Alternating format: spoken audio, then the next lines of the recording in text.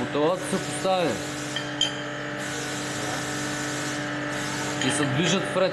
Всичко пред нормално, пробва се прави. Едно горе, две долу. Така работи.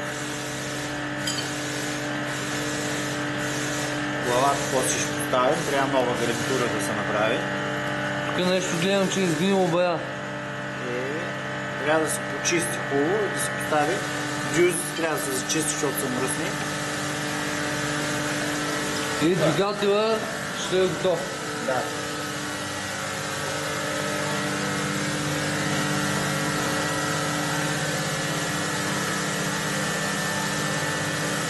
Ето този модел е този двигател.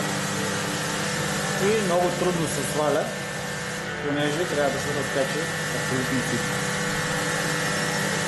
Не е като по-старите модели, виждаш чак глава на смисъл да двигател е един заедно с съединителя, с кожуха, с маковите, с абсолютно всичко. Иначе няма как да го изкараме, да го разцепим.